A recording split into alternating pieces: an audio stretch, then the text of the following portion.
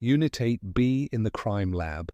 A. Marcella Fierro has been a professor in the Department of Legal Medicine at Virginia Commonwealth University, VCU, School of Medicine, since 1973. She is also the former Chief Medical Examiner of the Commonwealth of Virginia. She oversaw the forensic investigation of violent, suspicious, and unnatural deaths in Virginia, and she inspired the character Kay Scarpetta in Patricia Cornwell's best-selling crime novels. Alphonse Poclis served in the Department of Pathology at VCU for almost 30 years. As director of its toxicology laboratory, he worked with Fierro to analyze medical evidence in homicide cases and often testified as an expert in court. B. Marcella Fierro, we see any death that is sudden, unexpected, violent, or where there is an allegation of foul play. If we have the body before it's in the ground, we deal with it, but often it takes time for an allegation to be made or for someone to believe it. Perhaps a family member has a motive. There's dissension about property, inheritance, a new wife, a child not getting a fair share. Those things set a chain of events into motion. The body has to be exhumed. Then what? How do you proceed? CMF. I take umpteen tissue samples at autopsy: heart, liver, lungs, brain, spleen, hair, nails. Blood tells you what was going on in the body at the time of death. The tissue in the eye is great. It's clean. No fermentation or contamination from bacteria. Al and I work together. What poisons are candidates? What's best to collect? You have to have a strategy.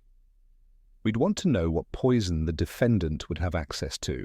If it's a farmer, we look for agricultural things like pesticides or herbicides.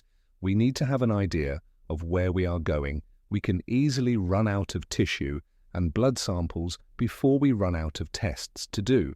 So the technology you use to detect poisons in a corpse must be pretty sophisticated. D. Alphonse Poclis, very.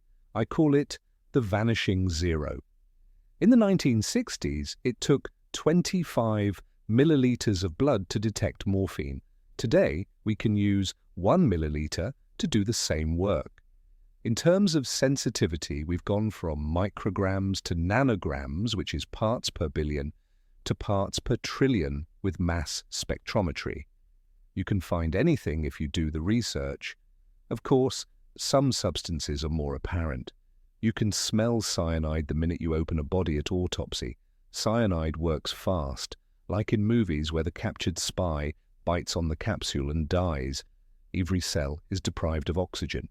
You die quickly, dramatically, violently. EAP. The poisoner tries to cover up what he or she does. Poison is the weapon of controlling sneaky people with no conscience, no sorrow, no remorse. They are scary, manipulative. If you weren't convinced by the evidence, you wouldn't believe they could do such a thing. A case that sticks in your mind, FMF.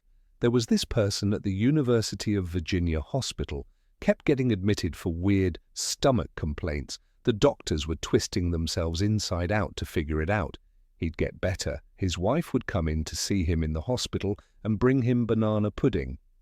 Someone finally ordered a toxicity test on him, but he was discharged before the results came back, off the charts for arsenic. By the time someone saw the labs, it was too late. We called the wife Banana Pudding Lily. How many cases of suspected homicidal poisonings do you evaluate in the course of a year? GAP, frankly, relatively few. If you are going to kill someone, it's more likely you shoot them. In American culture, everything is solved in 30 minutes, so you aren't going to plan, go someplace to get poison, and figure out how am I going to give it. You're the expert. If you had to design the perfect poison for murder, what would it be made of? HAP. I could think of a few things, but I'm not going to share them.